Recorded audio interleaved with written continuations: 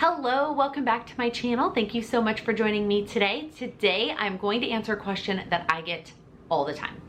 How many goals should I have? And you're gonna hate me when I tell you what the answer is.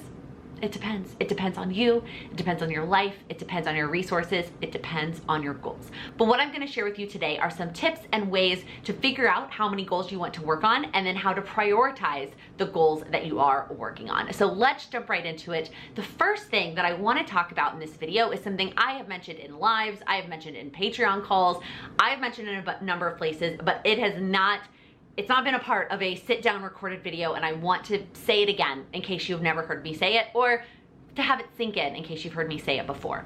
There are typically two types of people. There are those who like to work on one goal at a time, and then there are those who like to work on many goals at a time.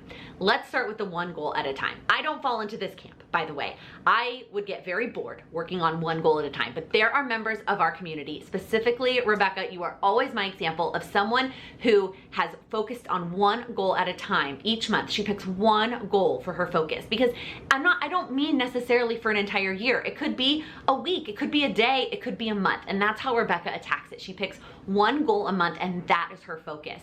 And she makes massive progress on that one goal because she doesn't have to worry about prioritizing. That's the goal. That's what comes first, and that's what she prioritizes. And she makes massive progress on one goal. I fall into this camp. I would get very bored focusing on just one goal for even a month. So I like to do more than one goal at a time. What that means though, is I'm gonna make smaller progress on multiple goals. And I just have to be okay with that. Am I okay not seeing as big of an impact, not seeing as much progress, but being able to make progress in a number of areas of life? And either way works. It's just figuring out which one works better for you and doing things that support which way you're going. And by the way, you don't have to pick between one of them and do that forever. You could pick this month, I'm gonna focus on this one goal because there's this one thing going on. And then next month, you could pick 4 goals that you wanna focus on, because there are obviously pros and cons to both options. If you're picking one goal to focus on, like I said, you're gonna see massive progress. You don't have to worry about that mental prioritization. You don't have to question anything when it comes to figuring out how you're gonna spend your time, because you're focused in on that one really important goal. On the flip side, if you are focusing on a bunch of different goals, it really helps for you to have a place where you write down that progress so you can still see that progress. Because sometimes when you're working on a lot of goals at once, you may not feel the progress because it will be so small. You won't have felt like you made progress. So having a place like the power sheets for me, where I check it off and I can see that I have made progress even when I don't feel like it, makes a huge difference for me. Another thing to think about when you're trying to decide how many goals you want to focus on at one time is, are you somebody who likes to see everything checked off at the end of the day? When you create a daily to-do list or a daily plan, are you someone who creates a very realistic plan, or at least you're better off when you create a realistic plan, so that at the end of the day, all those things are checked off? Barring any really unforeseen circumstances, because let's be real, something pops up every single day. But most of the time, you can check off everything that you've planned. You've time blocked appropriately, and you're reasonable about what you put on that list. Because seeing all that checked off at the end of the day is what keeps you going the next day. Or are you somebody, I have a friend like this, who makes these massive to-do lists that she knows she will not get to by the end of the day, but she's okay with that. Seeing those things empty, not checked off, is not demotivating to her. It's actually more inspiring to her. She would rather see this big list of things to pick from than have, one smaller, more manageable, for sure I will get these things done list. Think about where you fall into those two camps when it comes to making a to-do list, and apply that to your goals. If you are somebody who seeing all those things checked off is absolutely what motivates you to keep going, then be realistic about the goals and the action steps that you put on your plan. Put things down that you are for sure going to check off. If you are not somebody who is unmotivated by seeing those empty, not check marks, then put down lots of things. Put down lots of action items and have options, and be inspired by all of those things that you want to accomplish. Honestly, I used to live over here in this camp, and sometimes when it comes to making a daily to-do list, I still do. But with my goals, I've actually shifted over to somebody who is much more effective when I just have a lot of things, and I'm okay with empty space and not checking things off because I know that I am still making progress and I'm still seeing the improvement on all of my goals, even if there's empty space on my power sheets. Now let's talk about prioritization. You have lots of goals, whether it is total goals that you need to narrow down for a year, or it's annual goals that you need to narrow down for a quarter, or quarterly goals you need to narrow down for this month. You need to prioritize because there are so many hours in a day. Time is our most limited resource, and we've got to figure out what is the most important to us. How do we figure out where to start and which goal to start with? I have 5 ways to figure out how to prioritize your goals. The first way is it time bound? Is there a goal that has a set end date that you need to be done by? For example, when I put wedding things on my goals, that is time bound. That has to be done by a certain date, and once that date has passed, it's over. When I was moving, that was a time-bound goal. But there are a lot of goals that we have that aren't time-bound, and so it might be hard to figure out how to prioritize those among your other goals. So the second way is to start with the goal that you're the most excited about. Just pick the thing, whether it's an action step or a specific goal that you are lit up about, something that you look at that and you're like, oh, I can't wait to start working on. Start there, because when you start working on something that you're excited about, you're gonna see progress, and that's gonna motivate you and inspire you to keep going. I have said this before, but motivation doesn't show up that often. It just doesn't. Motivation is created by momentum, which is created by action. So getting started is sometimes the hardest part, but the most important part. And so one of the best ways you can prioritize your goals is to just start with the one that you're most excited about. Similar but different is to either start with the easiest goal or the hardest goal. This is also going to depend on what your personality is like. There is a whole book called Eat the Frog about starting with the hardest task of the day and getting that out of the way. I am not successful in that realm. I don't operate well if I try to start with the hardest thing. The best example I can give you is filming today. I'm filming 6 videos the day that I'm filming this, and if I started with the hardest video on my list, whether that was the longest video, the one that I was the least excited about, the one that I was the most nervous about, I would have struggled to get through that video. And that works for me because I know that once I get started, that action will create that momentum for me.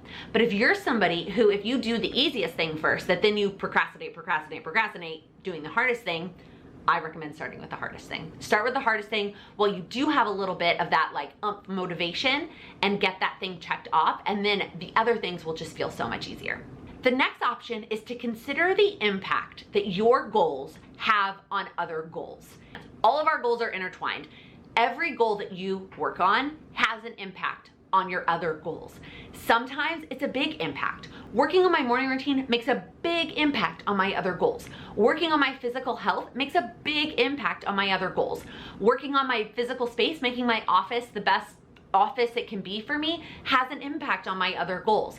Thinking about the goals that are going to have a bigger impact on your other goals is a really good place to start. You can also think about the impact that your goals have on other people. Is this a goal that's going to positively impact other people? I hope your goals aren't negatively impacting other people, but if you think about goals that are positively impacting other people, maybe you start there. Are there goals that are going to have bigger impacts? It's not to say that goals that don't have any impact, well, there's likely not a goal that doesn't have any impact, but it's not to say that there are goals that don't have as big of an impact aren't still important to you, and you might still want to prioritize them using one of those other prioritization methods. But sometimes when I look at a goal list or an action list and I don't know where to start, I think about what is going to impact all my other goals or my life the most. This last way to prioritize goals is super fun, especially for those of you who, like me, love numbers, and that is to calculate it and do an actual calculation to figure out which goal you're gonna start with. So let's say you have 3 goals that you're trying to figure out which one you wanna start with. So then you come up with some categories that allow you to rate these goals, let's say on a scale of 1 to 5. So starting with excitement. How excited are you to work on this goal? 5 being I'm the most excited, 1 being I'm not really excited, but I have a really good why for this goal. Number 2 is difficulty. How difficult is this goal gonna be? Is it something that you just need to do, but it's actually pretty easy? Maybe that's a 5. Is it something that's gonna be really hard, that's gonna be a lot of work? Maybe that's a 1. Next, how long is it gonna take you to achieve this goal? And this, I feel like you could go either way. If you wanna start with the shorter goals to see the wins, you give the shorter goals the 5. If you wanna start with the longer goals so you can start working on them now, you give the longer goals the 5. What is the impact gonna be in 1 year on your life? Maybe the more impact gets the 5, the lower impact gets the 1, and then what about the 20-year impact? That one maybe gets a 5 and the lower impact gets a 1. Now for each of your goals, you now have all of these different numbers. You've ranked them on a scale of 1 to 5, and you add it all up across the board, and the goal with the highest number, that's where you start. Just a fun way to figure out which goal you want to start with by thinking about the different features of the goal and what makes it important to you. You could pick your own categories. You could take some of mine out if you're like, that's not important to me. I don't care about the 20-year impact, Laken. Take that one out and just do the other 4. Figuring out how to prioritize your goals is definitely a personal decision. You have to take into consideration your personal resources, where you're at right now in your life, the season of life that you're in. Sometimes it's just not the right time to work on your goals, and then figuring out how many goals you should have is a matter of, do you want to see massive progress on a smaller number of goals, or are you comfortable seeing small progress on many goals? Either way works. It's figuring out what works for you and implementing that. This is just one of the things that I teach in my course, Accelerate Your Goals, which is all about breaking through the 4 major goal roadblocks. The first one is mindset. The second one, which is what this is a part of, is picking the right goal. The third one is getting started, and the 4th session is follow through. And it is time to sign up for the next live session, which I'm teaching it live for the last time. So if you want to join while I'm teaching this course live, sign up. Link in the description box. All of the information is down below, and all of the sessions will be live in September. If you are watching this live, you will be able to sign up until August 30th to join the live session in September. If you are watching this video after that and missed that September live session, the course will be available at some point on my website. If you want to join a waitlist to get notified when it will be available for purchase to just watch at your own pace, you can click that link down below and join that waitlist. All right, that is it. I am so excited to teach this last live round of Accelerate Your Goals, so make sure you come join us if you are able. If you liked this video, please give it a thumbs up. If you're new here, please click that subscribe button. I upload new videos every Monday, Wednesday, and Friday focused on helping you achieve your goals. Thank you so much for watching. All of our goals are intertwined. I don't know why I did this weird thing with my hands. Accelerate Your Goals, which is all about breaking through the 4 major goal road. One of the 4. Why can't I talk?